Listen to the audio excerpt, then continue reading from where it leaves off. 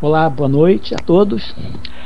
Estamos aqui na Rádio do Professor Global, do site do Professor Global, para fazer uma discussão, uma palestra, mas vamos dizer, mais colocado que uma palestra, uma discussão sobre um projeto de inclusão acadêmica, um projeto de inclusão, eu chamaria um projeto de inclusão intelectual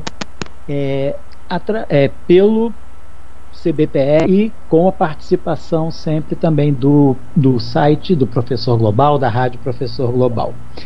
É um projeto de extensão do CBPF voltado para as classes populares, quer dizer, um projeto de educação popular. Apesar do CBPF, né, ser um Centro Brasileiro de Pesquisas em Física, voltado para pós-graduação, na parte acadêmica, na parte de ensino, e voltado eminentemente para a pesquisa, nós desenvolvemos projetos de extensão de várias categorias, e um dos projetos de extensão é esse movimento de inclusão pelo conhecimento. Então chama-se Pré-Universitário Ciência e Cidadania. É um movimento que começou já na década de 90, nós iniciamos em 94 e vamos trabalhando, né, continuamente ao longo desses 26 anos. Durante a projeção dos slides que nós vamos colocar daqui a pouco na tela, vamos recompor um pouco o histórico e os objetivos. Mas, basicamente, a ideia é ter um movimento de inclusão, um movimento em que a gente não simplesmente faça palestras motivadoras, palestras ilustrativas sobre o valor da ciência, mas de modo que a gente tenha, mais ao contrário, nós queremos ter uma presença mais constante, não é a passagem por meio de palestras ou por meio de eventos especiais. O que nós queremos é ter uma presença constante ao longo do ano, para que a gente possa fixar os estudantes e assim fazer com que eles possam ver a amplitude da carreira acadêmica no Brasil. E a capacidade e a possibilidade que eles têm de se inserirem num bom curso de uma boa universidade pública, seja ela federal, seja ela estadual, seja ela municipal. Mas o estudante perceber que existem oportunidades, e essas oportunidades podem ser conquistadas com a parceria de professores, né, de universitários, de professores universitários, de pesquisadores que acreditam na importância da educação. Porque dificilmente você encontra um cidadão que não ache que a educação seja importante. Todos os políticos dizem que a educação é importante, e em geral os cidadãos dizem a solução para o Brasil é a educação. Precisamos melhorar a educação, precisamos melhorar a saúde. Mas será que a gente pode jogar tudo só nas costas do Estado?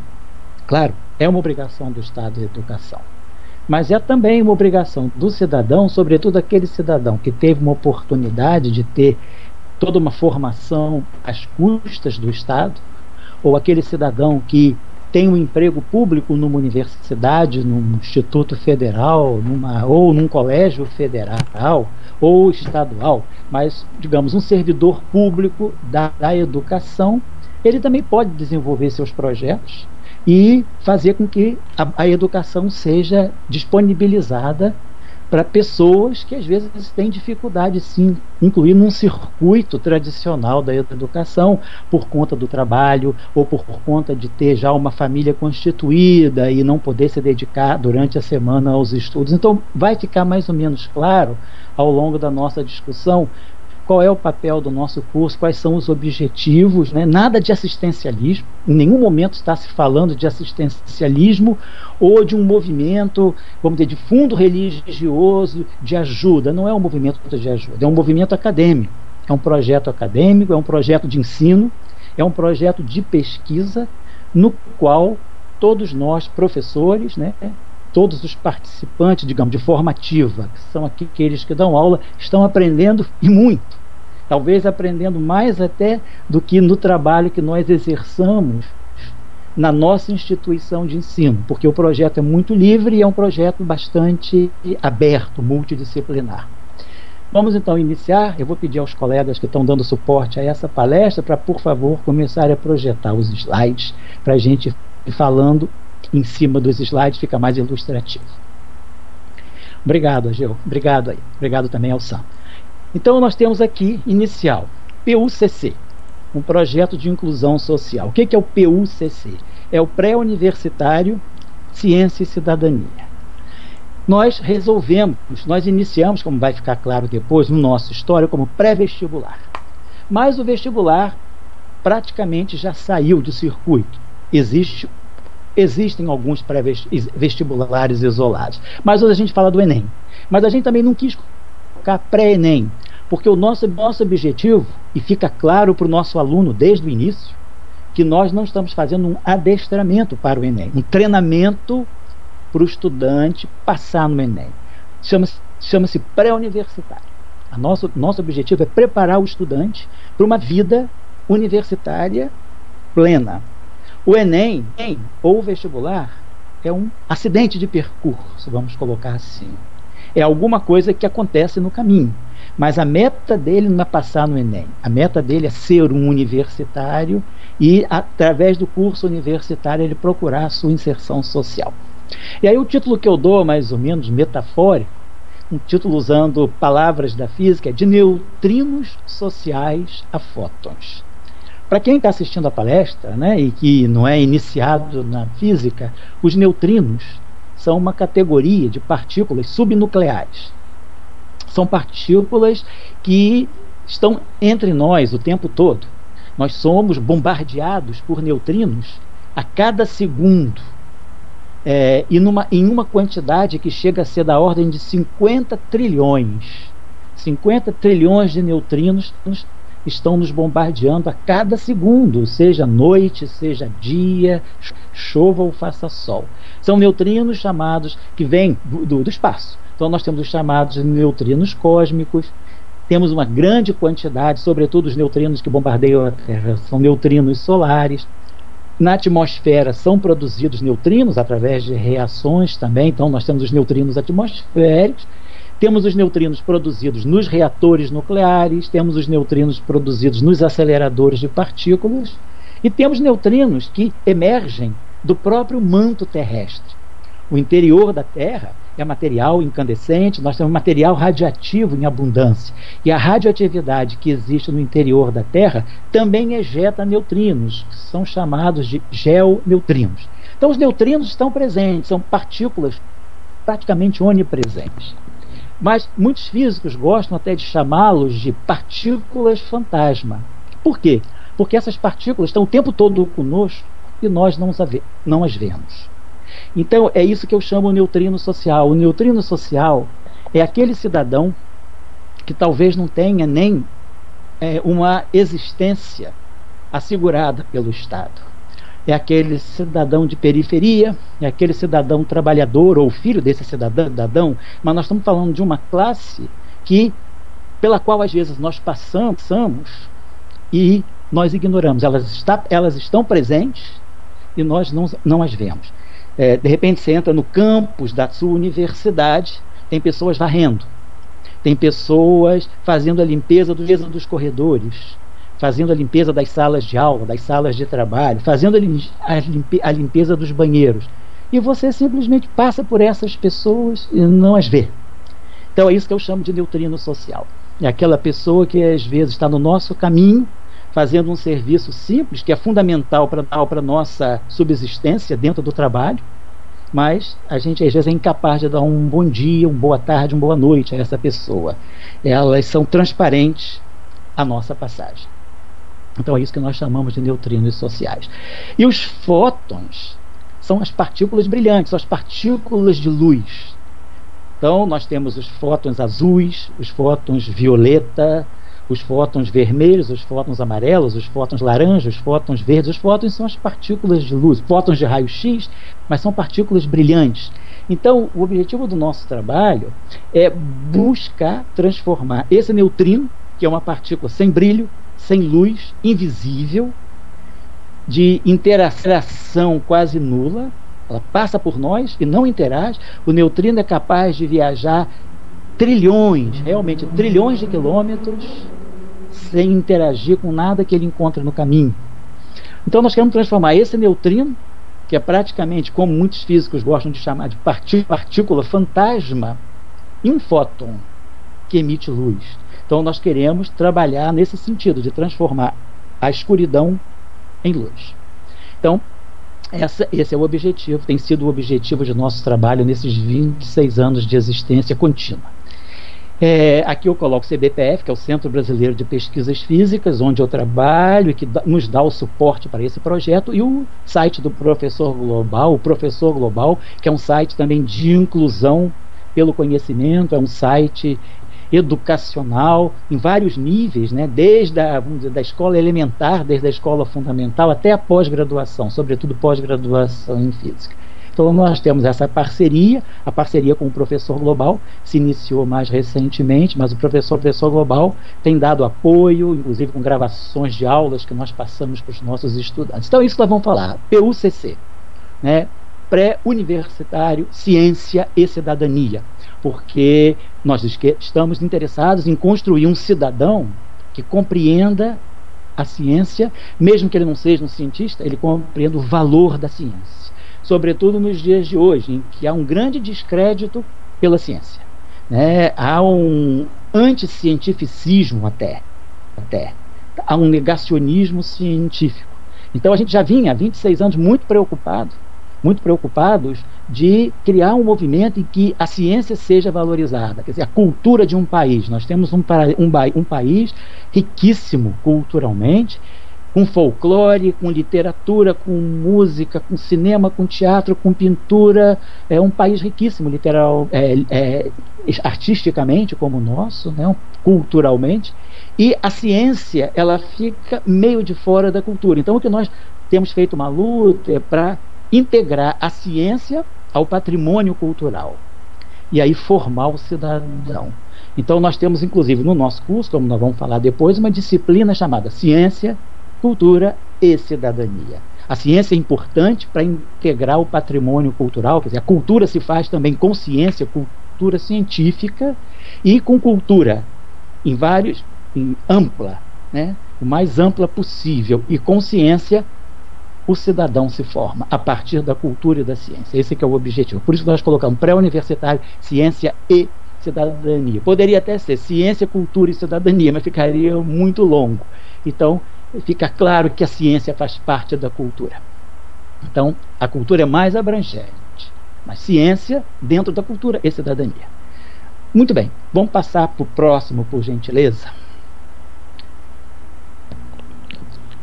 Então, a luz e os neutrinos, né? Então, no contexto da física, eu já expliquei, né? O contexto da física, os neutrinos são as partículas escuras, extremamente abundantes no universo, mas praticamente não vistas. É interessante até na história do neutrino, os neutrinos foram introduzidos na física em 1930, de uma forma completamente abstrata, eram partículas hipotéticas, em 1930. A primeira família de neutrinos só foi descoberta 26 anos depois, em 1956.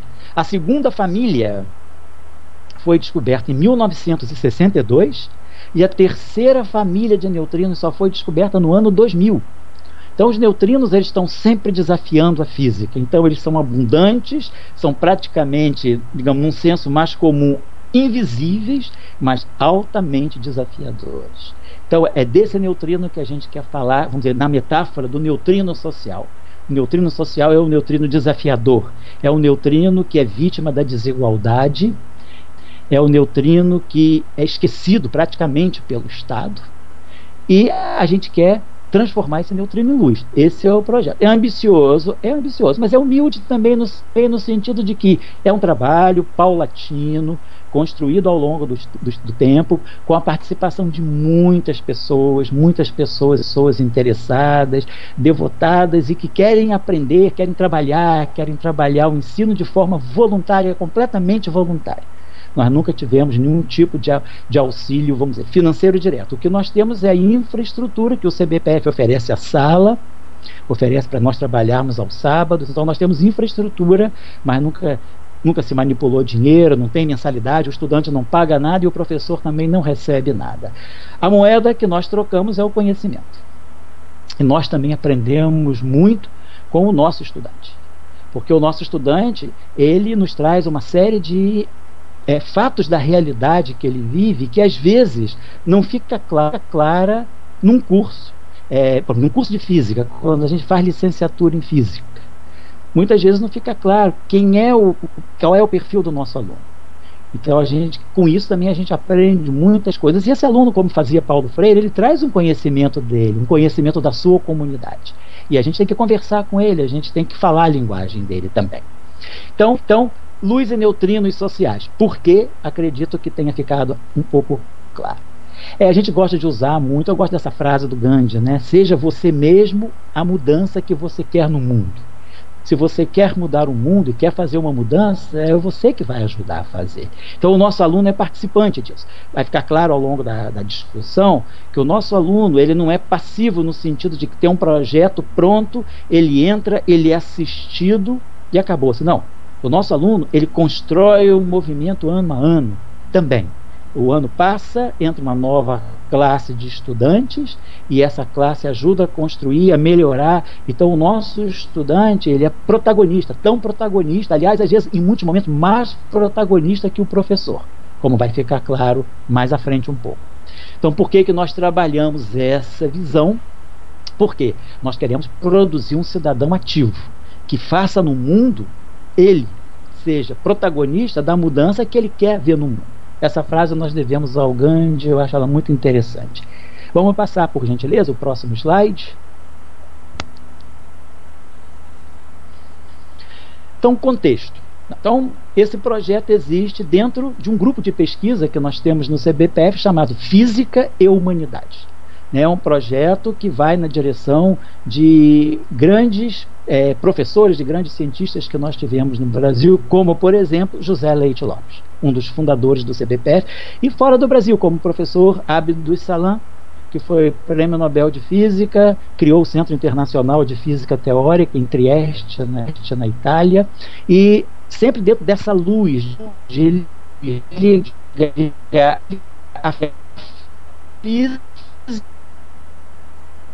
física com os experimentos, a física ajuda a mudar a sociedade. Então, quando você faz uma revolução na energia, quando você faz uma revolução, você ajuda muito. Então as humanidades imediatamente são por físicos. Ele foi fundado por filósofos, por sociólogos, por antropólogos, por humanistas. Então, os humanistas eles definem políticas públicas educacionais, políticas públicas de saúde, políticas públicas científicas. Então, a física está muito ligada com as humanidades, né? O CBPF, inclusive, tem um espaço muito aberto para a discussão de ciências humanas, ciências políticas também. Então, o nosso grupo se chama Física e Humanidade, está registrado na plataforma Lattes do CNPq, do Conselho Nacional de Pesquisa, e esse nosso curso, né, o pré-universitário Ciência e Cidadania, faz parte desse grupo de pesquisa. É um projeto de extensão desse grupo de pesquisa. Nós iniciamos em agosto de 1990. O projeto nasceu dessa forma, não nasceu no CBPF, quer dizer, era um projeto do CBPF, mas ele era realizado em Petrópolis aos fins de semana, até porque é uma questão pessoal. Eu morava em Petrópolis, e então era um trabalho que eu fazia lá os sábados e domingos. Então nós começamos em agosto de 94, trabalhando sábados e domingos num espaço que nos era cedido, e era um projeto que foi caminhando até 2018, então por 24 anos ele funcionou em Petrópolis. Em 2019 esse projeto migrou para o Rio de Janeiro, está no CBPF. Então o projeto nasceu por quê? O projeto nasceu pela necessidade de se comunicar, um centro de pesquisa, nós pesquisadores, trabalhando com dinheiro público, formados, né, basicamente com dinheiro público, através de universidade pública, doutorado com bolsa, pós-doutorado com bolsa, emprego público com bolsa, todo um investimento do Estado em cima de nós. Claro, qual é o nosso retorno? É o nosso trabalho.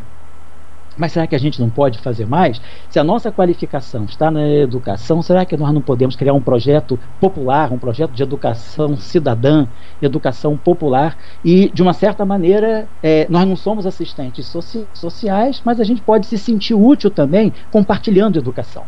Então, o projeto nasceu um pouco por essa inquietação de estar no CBPF e fazer parte de uma, vamos dizer, de uma elite científica, né? Quer dizer, todos nós que temos mestrado, doutorado, que estamos em universidades, em institutos federais, em centros de pesquisa, a gente, querendo ou não, é uma elite nesse país.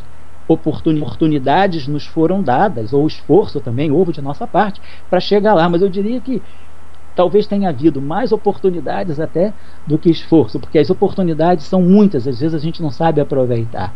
E aí a gente tem essa oportunidade e a gente fica lá naquele meio castelo. Será que a gente não pode fazer mais? Será que a física que nós fazemos no CBPF ela não pode ser comunicada com a sociedade, com aquele operário que levanta cedo, que pega o trem para ir trabalhar? Será que a nossa física chega a ele como? Então talvez através do ensino, é uma forma.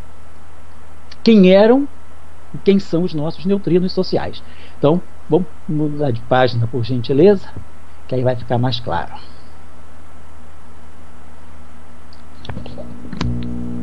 Por gentileza, vamos mudar de slide, que aí a gente vai continuar com essa discussão, tá? Então, o nosso estudante é um estudante... desculpa uma coisinha, passa mais uma, por gentileza, mais um slide, depois talvez eu volte mas passa mais um, por favor. Não, então, volta, desculpa, pode voltar. Perfeito. Não, pode voltar. Vai voltando para trás. Mais um para trás. Desculpa. É que eu perfeito. Então, quem era e quem são o nosso neutrino social? Nossos neutrinos sociais são aqueles estudantes, pode passar para frente, são aqueles estudantes de classe popular.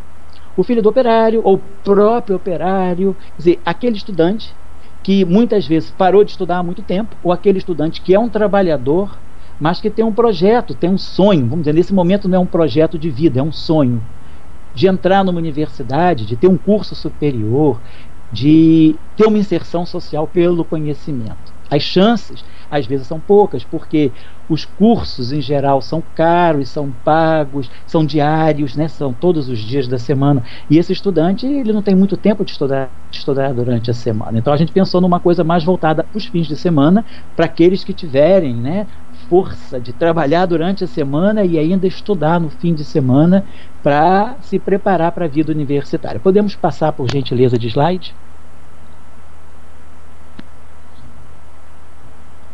Isso. Então aqui está claro. Então nós temos a jornada de acolhida. A gente faz a seleção, quer dizer, eu não vou colocar essa parte administrativa, mas o primeiro dia de aula é o que nós chamamos de jornada de acolhida. E a gente gosta de fazer um enredozinho, né? Como aquele belo filme dos anos 90, né? O primeiro dia do resto de nossas vidas. Então a gente sempre fala para os nossos estudantes, hoje vocês estão chegando aqui, e vamos trabalhar para que esse dia de hoje, né, da entrada de vocês aqui, seja o primeiro dia do resto das vidas de vocês. Algo tem que mudar a partir daqui. Esse é o nosso desejo. Então a gente fala, vamos enterrar os sonhos, vocês têm sonho, todo mundo que chegou aqui chegou com um sonho. E vamos trabalhar esse sonho para que ele se torne um projeto de vida. Não vamos sonhar, vamos projetar. A vida é feita de projetos. Né? Os sonhos, eles podem ser a fonte de um belo projeto, mas quem te leva a vida fora é o projeto. Então vamos construir um projeto de vida a partir desse sonho. Então, primeiro dia de aula a gente faz muitas reflexões, quer dizer, os professores se apresentam, os estudantes se apresentam, a gente apresenta o modo de trabalhar do curso, a proposta do curso, dizendo, não é um curso de adestramento para o Enem, como esses que a gente vê por aí. Isso vai cair no Enem, então estudo, isso não cai, não importa, se cair no Enem você faz assim, não tem nada disso. A gente está preparando as pessoas, nós vamos ver daqui a pouquinho um slide só sobre qual é o perfil de nosso estudante. O estudante que nós queremos formar. Então fica claro que não é adestramento para o Enem, mas é preparação para a vida universitária. E aí a gente pergunta ao nosso aluno, nesse primeiro dia de aula, depois das palestras, dos professores, apresentações, eles vão fazer uma redação. A gente dá uma horinha para eles fazerem uma redação curta. Quem é você hoje? Por que eu estou aqui? O que me trouxe aqui? Que perspectivas eu vejo para a minha vida? E eu estou aqui hoje com que sonho? Qual é meu sonho? Eu quero ser um grande cientista, eu quero ser um grande escritor, eu quero ser um ator. A gente tem alunos que querem fazer arte. Eu quero ser um grande ator, um grande bailarino, eu quero ser um filósofo. Eu tenho um sonho, todos os jovens sonham muito, né? Todos nós sonhamos. E aí, caiu a rede não, né? Bom, vamos seguir. Eu tive a impressão de que houve um probleminha de conexão, mas parece que está ok. Quem é o nosso estudante? Você está chegando hoje, você tem um sonho e vamos trabalhar para a gente ter uma primeira perspectiva, né, uma primeira ideia de quem é esse estudante. O interessante é que lá no final do curso, essa redação é retornada a eles, para eles fazerem uma da vida deles. O que aconteceu depois de 8, 9 meses de curso? Então, como será você em novembro? A gente começa em fevereiro ou março e o tempo de curso geralmente é até novembro, um pouco antes do Enem. E aí fica claro, não preparamos para o Enem. Por gentileza, podemos mudar de slide.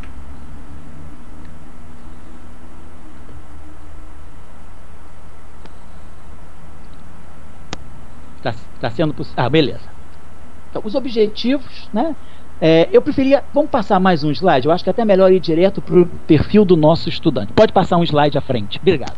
Então, proposta de perfil de nosso estudante. Eu acho que isso é que é importante, porque o nosso trabalho tem sido em cima dessa plataforma e nós estamos aprendendo a partir disso e recebendo também do nosso aluno, né, um retorno em função daquilo que pode ser feito para melhorar essa proposta. O que nós queremos? Nós queremos que um estudante, quer dizer, num curso preparatório para a universidade ou num pré-vestibular, vamos ser claros, o que é forte é a competitividade. Então, o que nós colocamos em jogo aí? A cooperatividade versus a competitividade. O que nós queremos? Um estudante competitivo ou um estudante cooperativo? Lembrando que o mundo hoje é o mundo das grandes cooperações. Né? A sobrevivência, ela depende da cooperatividade e não da competitividade individualizada. Então, a primeiro aspecto que a gente tenta trabalhar no nosso estudante é a preparação dele para o mundo de cooperação. Os grandes experimentos da física são experimentos com grande número de colaboradores, de cooperadores. Trabalhos científicos são escritos em duplas, triplas, quádruplas, quíntuplas, 8 pessoas assinando um artigo científico. Às vezes, artigos científicos da física experimental, como no LHC, no experimento de Genebra, são 400 pessoas assinando um artigo científico. Então, o mundo da cooperação. Então, cooperação acima da competitividade. Nós queremos trabalhar o espírito de cooperação, de compartilhamento. Então, nós estimulamos a autonomia. O nosso estudante tem que buscar a autonomia, mas com cooperatividade. Então, uma autonomia cooperativa. O estudante, ele participa de um grupo e esse grupo vai buscar a autonomia do grupo. E dentro do grupo as pessoas buscam as suas autonomias, mas sempre trabalhando em grupo, não aquela autonomia no sentido da individualidade. A autonomia no sentido da cooperação. Então, trabalhamos muito para passar para o nosso estudante a visão multidisciplinar. O mesmo assunto, o mesmo tópico de estudo vai ser visto por várias disciplinas diferentes. Vamos falar daqui a pouco, mas só para dar um exemplo. Por exemplo, só o tempo. Então, vamos trabalhar o tempo dentro da física, o tempo na biologia, como o biólogo vê o tempo, como o químico articula o tempo, como o filósofo trabalha o tempo. Quem é o tempo do geógrafo? Quem é o tempo do historiador? Qual é o tempo do sociólogo? O tempo do antropólogo? O tempo do professor de literatura? O tempo da literatura? E assim vai. Então, nós trabalhamos um tópico olhando as diferentes disciplinas. O nosso estudante começa a perceber que os assuntos, eles não são disciplinares. Cada assunto tem a sua ótica, tem a sua visão a partir de diferentes disciplinas. Isso pode ser feito com tempo, isso pode ser feito com espaço, isso pode ser feito com a energia, isso pode ser feito até com outras, por exemplo, o progresso. O que é o progresso para um físico? O que é um progresso para um biólogo? Então, o progresso e a sustentabilidade. Todas as disciplinas podem discutir isso. Se isso não é um progresso e sustentabilidade, não é uma questão da ecologia, não é uma questão da biologia, é uma questão do mundo, é uma questão multidisciplinar. Então, o físico vai opinar sobre isso, o químico também. Então, nós trabalhamos temas orientadores, e dentro desses temas, os professores das diferentes disciplinas vão fazer as suas abordagens. O debate e a interpretação. Nosso estudante é treinado a debater, a gente estimula muito que ele seja ativo, debata, pergunte, coloque os seus pontos de vista e que ele aprenda a interpretar os fatos. Interpretação vem de muita leitura e de muita discussão também, o debate com os professores, os debates entre eles. Desenvolvimento de espírito crítico, então, quer dizer, isso tudo está ligado à questão do debate, da interpretação. Querer ter um estudante que tem espírito crítico, não aceite os fatos, tais quais eles se nos aparecem. Dentro de um fato existem múltiplas visões. Então, o nosso estudante tem que, a gente estimula o nosso estudante a perceber as diferentes visões, as diferentes perspectivas de um único fato. Estimula a uma atitude científica, isso está precisando muito. Quer dizer, a nossa sociedade hoje que se vive um grande momento de negacionismo, se nega tanta coisa, não estou nem falando de terraplanismo, de antivacina, de que não existe crise ambiental, isso é o que se fala toda hora, mas a atitude de ser científica, o nosso estudante olhar, perceber o que a ciência diz sobre uma certa discussão, ter o olhar da ciência, mesmo que ele não seja um cientista, mas respeitar e saber debater. Então, ele tem uma atitude científica. A ciência, como também. Mas quando eu falo ciência, não estou falando de física, química, matemática, biologia. Eu estou falando de uma atitude científica dentro das humanidades também. Atitude científica de um filósofo, atitude científica de um sociólogo, de um antropólogo, de um geógrafo, de um historiador, de um professor de literatura, de um escritor. Uma atitude científica significa um pensamento sistematizado, um pensamento com método, um pensamento organizado.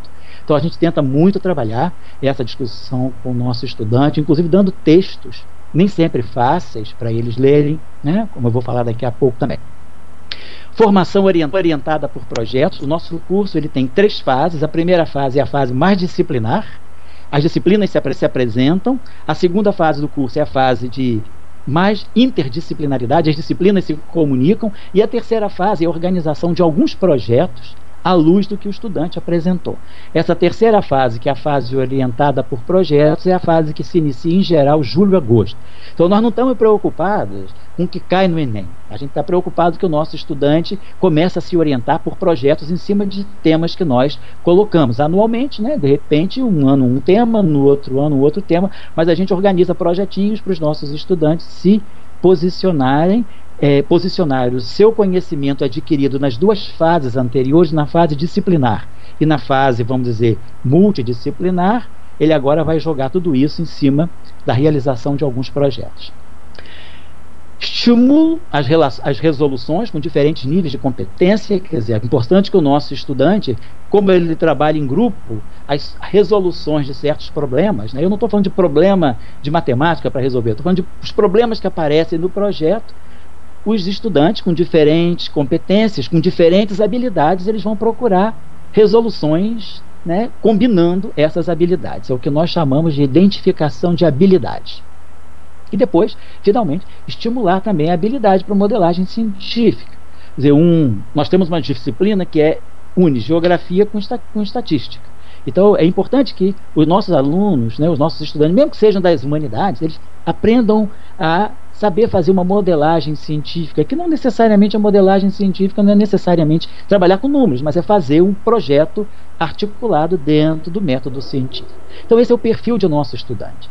Nós trabalhamos muito fortemente para que a gente consiga trazer essas características, consiga imprimir essas características ao nosso estudante. Pode ir para frente, por gentileza, mais um slide. A metodologia e a operacionalização. Como a coisa funciona. Então, quando nós iniciamos as aulas, geralmente é o fevereiro, depende um pouco do carnaval. A gente se orienta por aí. Mas fevereiro, março. Nós temos 3, 4 semanas, varia um pouco, 3 a 4 semanas quer dizer, fins de semana, né, de oficinas. As oficinas a gente volta toda a matemática básica, é voltar lá para a matemática básica do ensino fundamental, primeira, quinta série, realmente trabalhando isso, porque muitas vezes o nosso estudante chega com esquecimento ou não aprendeu direito. Língua portuguesa, redação. E CCC, que é essa disciplina que nós chamamos de Ciência, Cultura e Cidadania. Nós fazemos várias palestras durante as oficinas, mas também ao longo do ano. Então, a gente trabalha nessas oficinas, né, nesses 3 ou 4 primeiras semanas de aula, antes de iniciar as aulas oficiais do curso, essa revisão básica da matemática, da língua portuguesa, fazer redação, trabalhar um pouco o texto, e CCC, Ciência, Cultura e Cidadania, fazendo palestras, mostrando a importância dessa relação entre ciência, cultura e cidadania. Falamos de teorias científicas, porque isso é uma coisa muito interessante, o nosso estudante perceber que o século XX foi um século de grandes teorias em várias frentes, né? tanto século XIX como século XX, grandes teorias, teoria da história, teorias na geologia, teorias na biologia, teorias na física, teorias na química, teorias na matemática, teorias na geografia, correntes filosóficas novas correntes políticas. Então o nosso estudante perceber a formação de novas ideias científicas. Isso é um esforço que a gente faz também. As aulas aqui no Rio de Janeiro são aos sábados, feriados, e podemos usar, se necessário, algum domingo do mês, a combinar com os estudantes. Mas a gente tenta fazer aula aos sábados e alguns feriados, que não sejam aqueles feriados familiares. Dia de Páscoa, Dia das Mães, Dia dos Pais, mas, por exemplo, Corpus Christi, 7 de setembro, se for o caso, dia 12 de outubro, esses feriados a gente passa por cima deles, a gente trabalha, se for necessário. Agora, os feriados que reúnem família, certamente não. E a gente gosta de deixar bastante tempo para o nosso aluno trabalhar em casa, refletir, pensar, trabalhar em grupo. Nós temos, eu vou passar isso aqui, aulas de filosofia, e como eu falei, a gente prepara um pouco o nosso aluno, ele é muito ativo no curso, porque nós vamos formar as coordenações, e as coordenações dentro do curso são coordenações feitas pelos estudantes. Os estudantes que vão formar grupos para organizar os horários das aulas, vão trabalhar a administração, entregar o espaço limpo e organizar eventos dentro do período de aulas. Então, nós atribuímos aos nossos estudantes atividades, não atividades, responsabilidades, que fazem com que eles se tornem coordenadores. E nós, professores, a gente vai trabalhar segundo a coordenação desses estudantes. Isso tem sido muito interessante, porque a gente não só incentiva a liderança, mas a gente já começa a perceber como esses estudantes têm coisas a dizer, como eles trazem coisas da experiência deles. Nesses 26 anos de trabalho, a gente tem tido surpresas grandiosas, notáveis. Vamos passar para frente, por gentileza. Próximo slide, então. Bom, esse aqui eu vou até pular. Eu vou falar depois, mais dentro do... Pode passar esse slide também, por gentileza. Não é tão fundamental para o tipo de palestra que eu estou fazendo hoje. Vamos parar aqui que eu vou falar. Então, no nosso curso, nós não trabalhamos muitas disciplinas isoladamente. Então, por exemplo, física e matemática, a gente fundiu numa disciplina única. Não tem física e depois tem matemática. Tem uma disciplina física-matemática, onde a gente vai trabalhando a matemática no contexto da física. À medida que a gente vai caminhando com o ensino da física, a gente vai introduzindo o ensino da matemática, a álgebra, a análise, o cálculo, a geometria, a trigonometria. Então, a matemática ela vai trabalhando junto com a física. E a cada 3 aulas de física e matemática, nós temos uma aula de filosofia. Nós temos excelentes professores de filosofia, porque é muito importante, né, o estudante perceber por que a ciência precisa da filosofia. A filosofia faz parte, está na base das grandes teorias, todos os grandes formuladores de teoria sabiam filosofia, as ideias filosóficas são muito orientadoras da ciência. Então, é preciso conectar, e a gente colocou a filosofia ligada à física e à matemática justamente para desconstruir essa ideia de que filosofia, que muitas vezes a gente ouve esse horror, que se diz que filosofia não é ciência. Filosofia é ciência, filosofia é a base da ciência.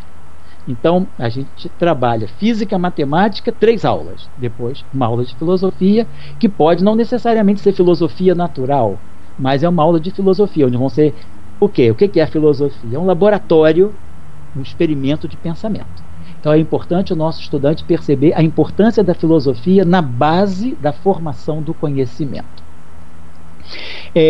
Nós trabalhamos uma visão, dentro da física, uma visão um pouco mais humanística, de modo que a gente tenta mostrar que a física é uma ciência que procura beleza também. Isso é uma coisa muito, vamos dizer, neoplatônica. É uma escola de pensamento que é atribuir a ciência, a física, sobretudo, a busca da beleza na representação da natureza. A natureza é bonita, a natureza é bela, os processos naturais, não só a natureza visual, mas o que está por trás da natureza é bonito. E aí, se a física ela se propõe a descrever, ser uma das ciências que vai descrever a natureza, a física também tem que procurar a beleza, a estética. Então a gente trabalha um pouco isso na linha, né, do filósofo da estética, que é o Bakhtin, e na linha do Dirac, que foi um prêmio Nobel de Física de 1933, que sempre trabalhou a estética como orientadora do método científico. Foi um grande cientista, junto com Einstein, do século XX, e um cientista que sempre colocou a importância, ele colocou em evidência a importância da beleza, a importância da estética na formulação das teorias científicas. Então nós queremos trabalhar com o nosso aluno muito a abstração, porque o nosso aluno vem de um mundo onde a vida dele é a sobrevivência. O nosso aluno é um aluno que é um lutador, é um sobrevivente. Então, ele precisa de abstração, que é aquilo que talvez a vida dele do dia a dia não dê a ele a capacidade de exercer a abstração. Então, a gente trabalha de uma forma que coloca menos empirismo e mais dedutivismo. Quer dizer, tem duas abordagens, vamos dizer assim, a abordagem do empirismo e a abordagem do deducionismo, a abordagem, vamos dizer, mais cartesiana, até mais neoplatônica, que é a abordagem da abstração. Então a gente tenta fazer sempre o nosso aluno trabalhar o raciocínio, a abstração, porque não é muito um treinamento que ele tem ao longo de sua formação, às vezes numa escola de periferia. Então a gente tenta trazer, e o nosso aluno, é impressionante como o aluno busca e gosta dessa busca, dessa coisa da abstração. O pensamento abstrato, ele começar a deduzir coisas a partir de princípios muito fundamentais. É interessante como o nosso aluno ele consegue entrar nessa música. Vamos passar mais um slide, por gentileza. Aqui estão os temas universais, muitos dos temas com os quais nós trabalhamos. A gente discute o tempo, o espaço, a energia, a matéria, discute simetria, diversidade, discute a luz, discute incerteza, dualidade, transformação, a parte ou todo. Então tem vários, mais-valia, símbolos e significados, realidade, ciência e verdade. Então tem muitos temas. Aqui eu estou só colocando alguns que ao longo dos tempos foram aparecendo, mas assim, a gente quer que as nossas aulas, nossas disciplinas se orientem muito em torno desses temas. Um professor de física vai discutir a importância da parte do todo, o professor de química, o professor de biologia, o professor de biologia é fantástico, né? Discutir meio ambiente, a parte, o todo. Para o professor de filosofia, discutir a parte ou todo, isso aí está tudo dentro aí do aristotelismo, né, dentro do platonismo. Então a gente quer que a gente vai discutir esses temas, né, dentro das disciplinas. E como eu falei, física, matemática e filosofia são um núcleo disciplinar. Depois o outro núcleo disciplinar seria história, sociologia e ciência, cultura e cidadania. Então, a sociologia ela se articula com a história e com a ciência, cultura e cidadania. Temos o núcleo de geografia com estatística. Então, tem o professor de geopolítica, o professor de geografia humana, e o professor de estatística trabalha nesse núcleo. Ele vai ensinar estatística junto também com o professor de geografia. Biologia se articula com química. Então, o núcleo não é aula, às vezes até os professores juntos dão aula. É muito comum no nosso curso a gente ver alguns professores de química junto com os professores de biologia dando uma única aula. É muito bonito ver essa cooperação entre os meninos e os professores, né? Que são jovens, né? São estudantes universitários, doutorandos, alguns mestrandos, doutorandos, outros em final de universidade, mas trabalhando juntos. Depois temos o núcleo de língua portuguesa, redação e literatura. Literatura é muito importante, então temos esse núcleo disciplinar também. Temos aula de língua inglesa também. E, falei, a filosofia se articula com a física e com a matemática. Então, as disciplinas, elas tem núcleos disciplinares, nós não temos aulas separadas, a gente procura associar disciplinas para trabalhar os temas. Por isso que a formação, ela já desde o início é uma formação muito interdisciplinar, quer dizer, ela trabalha 2 disciplinas, 3 disciplinas por tópico. Vamos passar, por gentileza.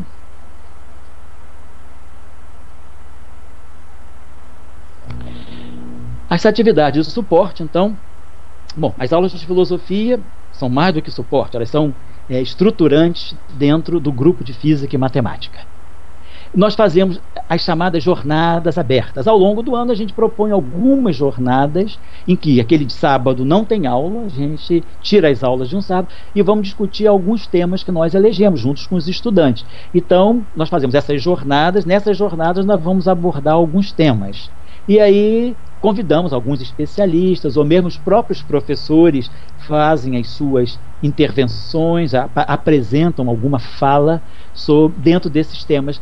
Incluímos, organizamos assim, algumas mesas redondas, palestras individuais, algumas mesas redondas, onde o tema é debatido por 2, 3 professores, com um mediador, e ao final da tarde a gente faz um debate. Então, é importante o nosso estudante começar a participar desse mundo do debate.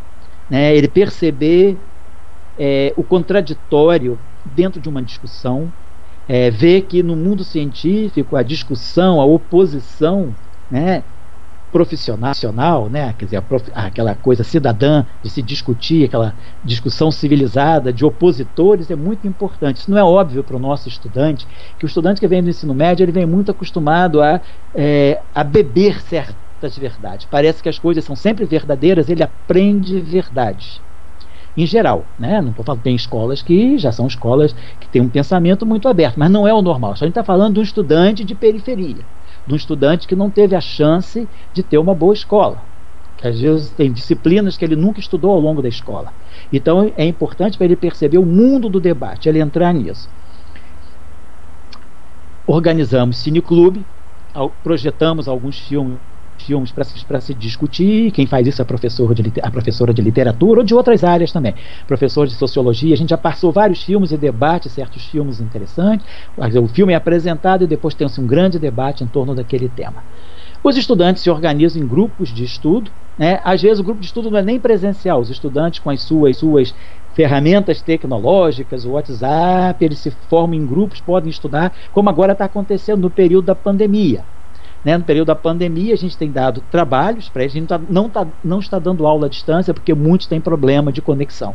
Então a gente passa por semana temas, mandamos tarefas, textos de leitura, material para eles trabalhar, e eles estão trabalhando entre si, eles formam pequenos grupos, discutem, mas assim, vão mantendo um estudo dentro daquela visão nossa de cooperação, autonomia com cooperação, vamos dizer, a autonomia cooperativa. Podemos passar, por gentileza. Estamos quase acabando, a ideia geral é essa. Então, quem é o nosso professor? Isso é muito importante. O nosso professor não é um atravessador. Que eu estou dizendo, o que é o atravessador? O atravessador não estou criticando ninguém, mas assim, aquela postura que o cara sabe algumas coisas, decifra alguns códigos e vai para a sala de aula, ensina aqueles códigos e vai embora. O nosso professor, ele tem que ser mais do que isso. Quer dizer, o desafio, por isso que o projeto é um grande desafio para o professor, porque o nosso professor, ele vai ter que buscar alternativas que às vezes ele nem não aprendeu ao longo do seu próprio curso. Eu digo isso por mim, eu tive que debater temas dentro da física que não são temas da física, mas que eu tive que contextualizar na física. Por exemplo, um tema como mais-valia.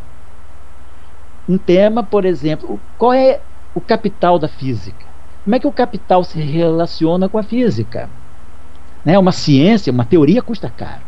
Como é que você constrói uma teoria? Para construir uma teoria, você precisa ter estudo, precisa, às vezes, contratar pessoas que vão fazer pesquisa, então tem bolsas envolvidas, então tem um capital dentro do conhecimento. Qual é o preço de uma teoria? Qual foi o preço da teoria da dupla hélice do DNA? Saiu da cabeça de alguém a custo zero? Claro que não. Então, o nosso professor, e no meu caso aconteceu isso, eu tive que debater temas que não são temas da física, não é uma aula sobre magnetismo, ou não é uma aula sobre movimentos planetários, né? Eu tenho que dar uma aula, contextualizar na física, às vezes uma temática que é mais ligada à sociologia, ou que é mais ligada à história, né? Então, a gente vai buscar essa discussão dentro de cada disciplina. Então o professor, ele também tem que estar preparado, quer dizer, quando você pede a um professor de literatura para dar uma aula sobre a luz, como a literatura vê a luz? Claro, tem coisas interessantíssimas escritas a partir da luz. Então o professor vai buscar material, ele vai fazer uma pesquisa para ele dar uma aula sobre o tempo. Como o professor de sociologia discute o tempo? Como o historiador discute a matéria e a energia? Pô, é um tema rico para a história, vai falar das revoluções industriais, as revoluções energéticas. Então, a gente joga temas, por isso que eu digo, o nosso professor é um professor que não pode ser um atravessador, ele não tem que saber só a disciplina dele. Ele tem que saber a disciplina dele, sim, mas ele tem que saber se articular com outros temas desafiadores para a sua própria disciplina. Então é um grande desafio para nós. Eu aprendo muito a partir disso. Eu tenho aprendido muito nesses 26 anos a partir disso. Eu estou colocando isso como meu exemplo. Eu sou o professor mais velho do curso, então eu poderia dizer, eu sei bastante coisa. Não, eu não sei bastante coisa. Cada ano é um desafio para mim. Então isso nos motiva, porque imaginar, se eu estou nesses cursos há 26 anos, você trabalhar da aula sábado e domingo, 26 anos da mesma coisa, é enlouquecedor. Então o que é bom é a renovação que nós buscamos. Todo professor, então esse é um desafio para os nossos estudantes de mestrado, de doutorado que participam do curso, os estudantes de iniciação científica, que são monitores, eles também aprendem com tudo isso. Então é importante o nosso professor, ele ter o seu conteúdo, mas exercer uma grande dose de criatividade e passar para o nosso estudante esse sentido crítico, né?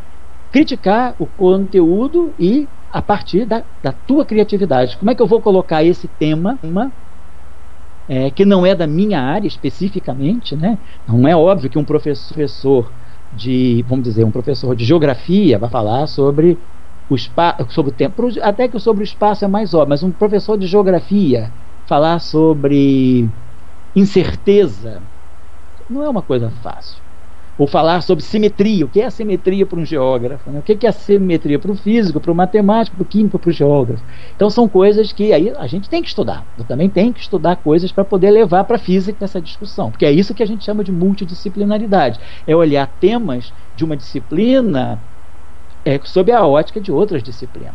Então isso nos obriga a desenvolver novas metodologias. As metodologias são muito abertas, quer dizer, talvez a metodologia maior do nosso trabalho seja não ter metodologia, porque cada professor, cada núcleo disciplinar pode procurar a sua metodologia. Nós não queremos uniformizar, não vai impor a mesma metodologia para a disciplina de física, matemática e filosofia, e essa mesma metodologia vai ser colocada para o geógrafo com o estatístico, ou para o sociólogo com o historiador.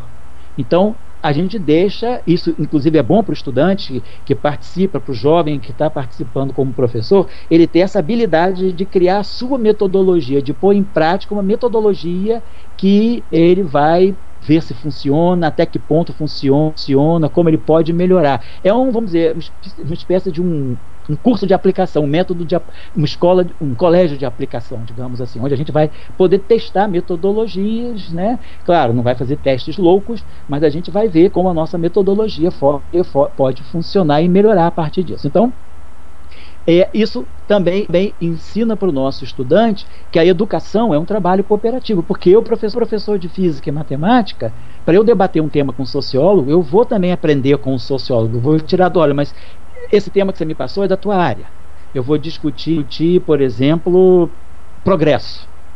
Então, como é que o sociólogo vê o progresso? Como é que o sociólogo estuda, vamos dizer, a sociologia do progresso? Eu vou ter que estudar o progresso dentro da física. O que é um progresso para a física? O progresso para a física é simplesmente criar teorias? O que é o progresso para a física? É a maneira da física também se relacionar com as outras disciplinas. Vamos estudar o que é o conceito de progresso dentro da física. E aí isso faz com que o nosso estudante perceba o trabalho cooperativo dos professores também. Vamos mudando de transparência, por gentileza. Alguns projetos, né, que nós já desenvolvemos dentro do curso. Esse projeto do Professor Global, que é o nosso parceiro site, a gente tem coloca elementos dentro desse site do Professor Global, com o qual nós temos uma grande participação.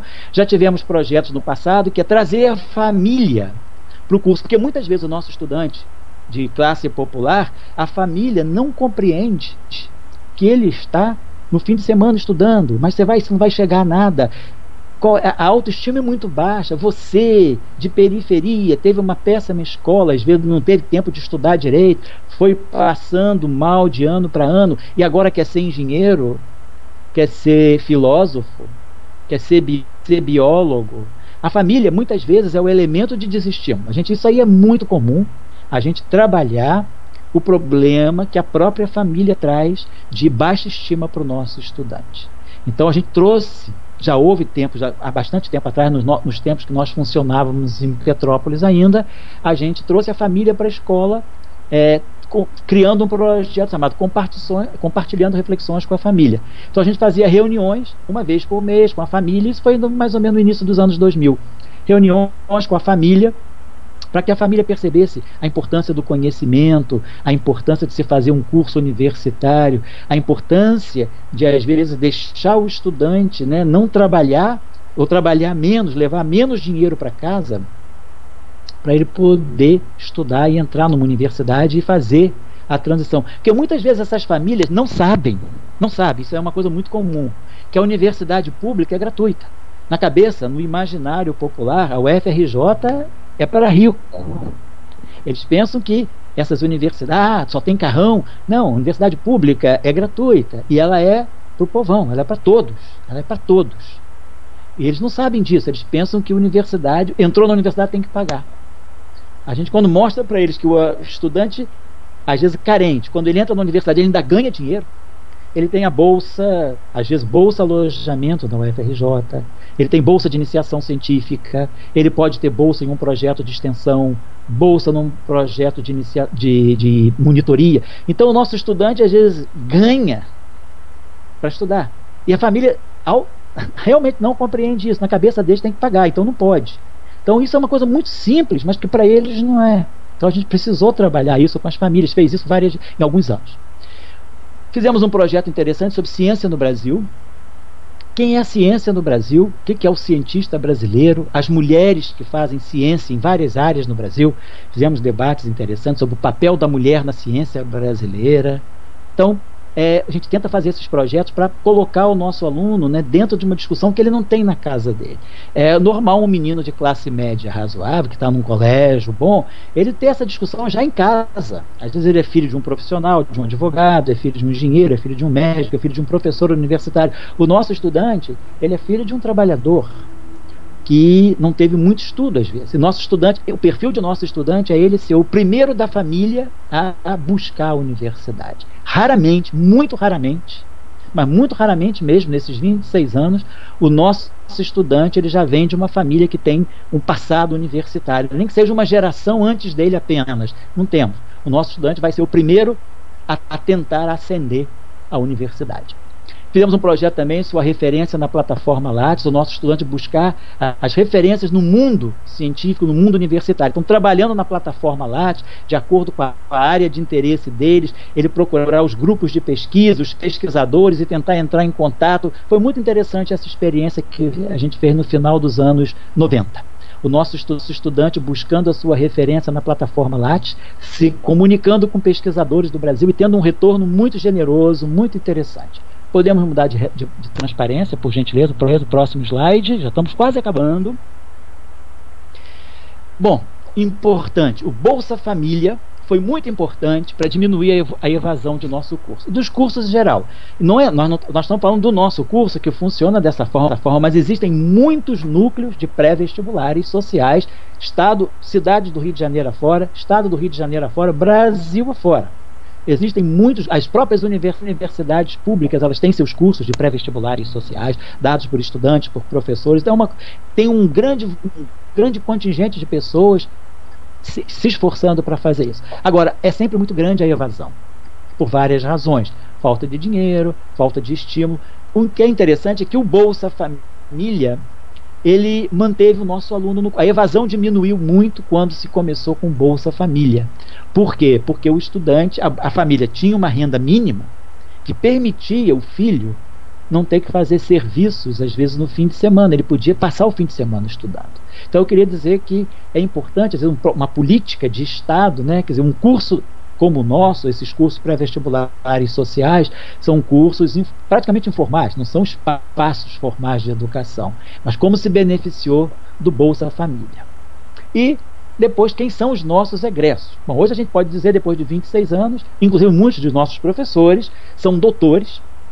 Quantos doutores, né, hoje existem que passaram por nós? Doutores que estavam com destino social traçado.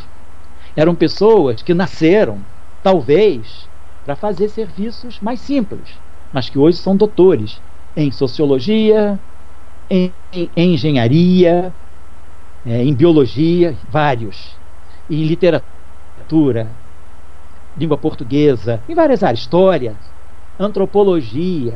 Então é muito interessante porque esse estudante vem com um destino social traçado. Muitas vezes eles, nessas redações que eles fazem na jornada de acolhida, muitos querem ser, eu quero estudar aqui para fazer um concurso para a polícia militar, ou para ser bombeiro, ou uma menina que quer fazer um concurso para trabalhar numa secretaria, ou fazer um concurso público. Depois ele se descobre ao longo do curso, não, eu tenho vocação para filosofia, eu tenho vocação para biologia, eu quero ser cientista, ou não quero ser, de repente, eu não quero ser técnico em eletricidade, eu quero ser engenheiro eletricista, ou eu quero ser engenheiro de telecomunicações.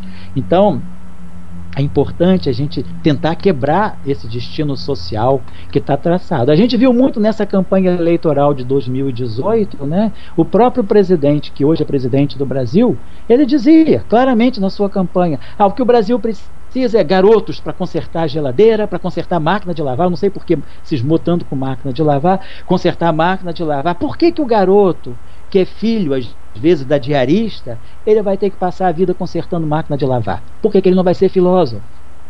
Por que ele não vai ser biólogo? Por que ele não vai ser astrônomo? Ou um escritor? Ou um médico? Por que esse garoto que vem da periferia, ele vai ter que pode prestar um serviço? É uma escolha dele. O importante é que ele possa escolher, mas que não se decida por ele. Então, o nosso esforço é de ajudar o nosso estudante a escolher. Tá, você quer ser técnico de geladeira? Vai ser, muito bem. Mas você sabe que você poderia ser engenheiro. Você sabe que você poderia, com esforço e com dedicação, ser médico ou ser biólogo. Existe essa possibilidade. A universidade é pública, ela te acolhe. Agora, se você escolher ser técnico de consertar a máquina de lavar, tudo bem, você escolheu. Mas não é proibido você ser um engenheiro. Então é isso que a gente tenta trabalhar, porque o nosso menino ele vem adestrado para ser um prestador de serviço. Ou, em outras situações, quase que um escravo. Então a gente tem que romper com a gente tenta ajudar eles a romperem com esse destino social. Nós temos um evento durante o curso que se chama Jornada das Vocações, onde o nosso estudante tem que perceber a distinção entre a vocação e a profissão. A vocação é aquele chamado interno, você pode ter uma vocação, mas a tua vocação não tem nada a ver com a profissão que você tem. Você pode ser um engenheiro que adoraria ter sido músico, mas que, por questões de família, orientação familiar, acabou sendo engenheiro. Não é músico. A tua vocação era ser músico e a tua profissão é engenheiro. É possível? É. Mas será que não é melhor você conectar ou acoplar a tua profissão com a tua vocação? Ser feliz na tua profissão. Por quê? Porque a tua profissão combina com a tua vocação. Então, muitas vezes, para isso, para o nosso aluno não é claro. Porque o nosso aluno não tem esse discurso em casa, e muitas vezes, na escola de periferia, com a dificuldade que as nossas escolas têm, os nossos professores, os heróis professores, né, das escolas públicas, os das escolas em geral, são heróis. Eles não têm tempo, trabalham com 2 matrículas, correm de um bairro para outro bairro. Como é que eles vão ter tempo de dar essa orientação ao estudante? A nossa escola não coloca o professor dentro da escola. O professor vai lá, dá aula e sai. O professor não vive na escola. Então o nosso aluno não convive com esse debate de profissão, O nosso aluno pensa que ele tem que chegar com 18 anos a arranjar uma profissão, quando ele pode estudar. A profissão é ser estudante, fazer graduação, fazer mestrado, fazer doutorado. Sim, nosso aluno não sabe que para isso tem bolsa. Em geral, ele não sabe que ele ganha. Quando a gente fala, olha, tem uma bolsa de mestrado, que é baixíssima hoje em dia, R$1.500, não é nada para um garoto, para um jovem que faz mestrado. Mas para eles, R$1.500 para estudar, e quando você fala bolsa de doutorado é R$2.500, a pessoa vai no nirvana. Saber que tem uma bolsa de doutorado, que por 4 anos ele vai fazer um doutorado ganhando R$2.500 por mês, ou que vai fazer um pós-doutorado ganhando R$5.000 por mês. Isso para o nosso estudante é impensável. São coisas simples para quem está nisso, mas para o povo da periferia, vamos dizer, para o nosso neutrino social, isso está longe de ser trivial. Vamos passar para as últimas transparências. Considerações finais. Então, nós temos 26 anos de egressos, temos hoje doutores, mestres, professores universitários, pesquisadores e profissionais, né, de mercado também, mas todos formados, né, a partir de uma ruptura com o destino social que lhes estava traçado. Então, nossos estudantes, eles são pessoas que tiveram uma ruptura com um destino que estava traçado. Nós tentamos sempre fortalecer muito a ideia de formar jovem cientista. Nós nos esforçamos muito, né, até de fazer, não é um recrutamento, mas assim, de mostrar que é possível fazer ciência e que às vezes isso nunca passa pela cabeça de um garoto de periferia, um garoto que trabalha, imagina um rapaz que trabalha no escritório, um office boy, ou um rapaz que entrega compras, né, durante a semana, ele imaginar que ele vai ser um filósofo.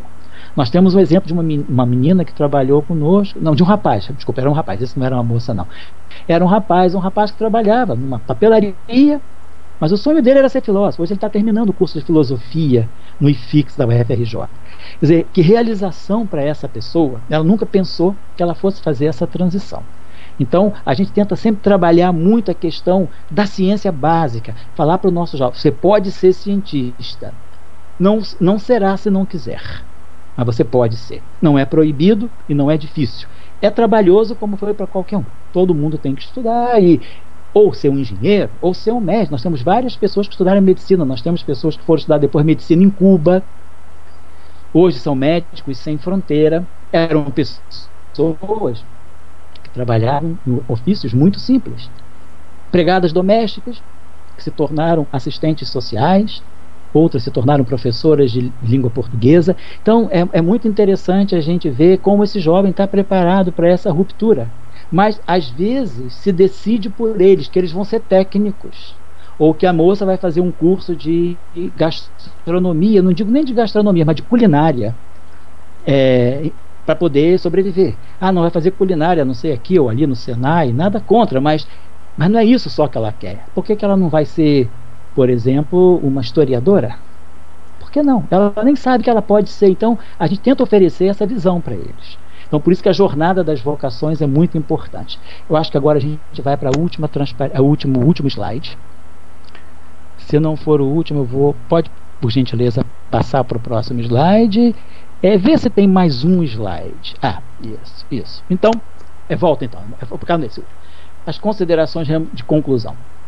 Então, passa mais um. Depois desse. Isso. Então, 26 anos de um movimento político. Estou falando de política. Estou falando de polis. Educação é política. Não estou falando de partido político. Nós estamos falando de 26 anos de um movimento político. Quando você mexe com a educação, é impossível você não politizar. Não estou falando de ideologia, estou falando de política. A educação é um processo político porque é um processo que mexe com o cidadão. Ela posiciona o cidadão. Se ele vai querer ser de direita ou se ele vai ser de esquerda, de extrema direita, de extrema esquerda, é um problema dele. Isso é um problema partidário, um problema ideológico. Mas a educação que a gente faz é um movimento político, de mostrar a política educacional, como uma pessoa pode romper com o destino social, como uma pessoa pode romper com a desigualdade, como uma pessoa pode se inserir, deixar de ser um neutrino e passar a ser um fóton a partir de um movimento político da educação. Não temos apoio financeiro, a não ser o espaço precioso que o CBPF hoje nos oferece, não preparamos para o vestibular e nem para o Enem, preparamos para a vida de conhecimento, para o debate cidadão a partir do conhecimento. A pergunta é, se nós vivemos ou sobrevivemos? A gente vai levando? Não. A gente vive intensamente essa experiência. Nós temos hoje um grupo de 32 professores, nós temos mais professores do que estudantes. O grupo, a classe que nós formamos esse ano tem 19 estudantes e são 32 professores. A gente quase que, no bom sentido, briga para dar aula, porque tem vários professores de física, matemática, tem professores de biologia, química. Temos um bom número de professores, todos jovens fazendo universidade na iniciação científica, ou fazendo mestrado, fazendo doutorado, pós-doutorandos e professores já universitários, pesquisadores, dando aula. Então a gente sempre coloca isso para o nosso estudante. Você acredita nisso aqui? Você é um trabalhador, tem aula uma vez por semana e alguns feriados. Vai fazer o mesmo Enem que meninos que vêm de classe média, que tem boas escolas. Às vezes você vai fazer o mesmo Enem visando o mesmo curso que essas pessoas. Quais são as tuas chances? Então a gente tem que olhar, quem faz a escola é o professor. Os professores que estão aqui são muito bons. Nós disponibilizamos o currículo Lattes de todos os professores. O nosso estudante, ele vai ter acesso aos currículos Lattes dos professores para ele saber com quem ele tem aula. Isso é importante. Quem faz a escola é o currículo do professor. Além do projeto político-pedagógico, claro, é importante ter professores muito qualificados. E os nossos professores são muito qualificados. São todas pessoas que fazem pesquisa, seja a nível de iniciação científica, que de mestrado, doutorado, pós-doutorado, ou que seja pesquisador universitário. Então o nosso aluno tem aula com esses professores. Isso é um diferencial muito grande. E o nosso estudante, aos poucos, ele adquire confiança, porque é como você ter um bom médico. Você tem confiança no teu médico. Você pode estar com um problema de saúde sério, mas se você confia no teu médico, aquele médico te dá aquela segurança, você vai em frente. E com o ensino é a mesma coisa. O nosso estudante, ele precisa ter confiança no professor, ele vê a dedicação do professor. Ele tem um professor que vai dar aula sábados, alguns domingos e feriados, de graça, sem receber nada. Ele faz aquilo porque não é só porque ele gosta, ele faz aquilo porque aquilo é um projeto de aprendizado para ele, professor, também. Então o nosso aluno percebe isso. Isso dá muita autoestima ao nosso estudante. É o sucesso do nosso curso, eu digo, é mais a autoestima do que o conteúdo. Porque nós não temos tempo de dar grandes conteúdos. A gente dá pouco conteúdo, mas em profundidade. E a vivência com os professores dá muita segurança a eles. O nosso aluno, ele termina muito crítico, é muito interessante. Nós temos alunos excelentes, críticos, com excelentes perguntas durante as aulas. É só dar a chance que esses talentos aparecem, né? Então, essa é a escola que nós estamos buscando. Então, eu queria só finalizar dizendo, eu não sou educador. Nós temos grandes educadores no Brasil, pessoas que estudam para isso, fazem graduação, mestrado, doutorado, pós-doutorado, são professores universitários. Eu estou apenas relatando uma experiência. Eu queria deixar isso bem claro, que eu sou físico, não sou educador, não sou.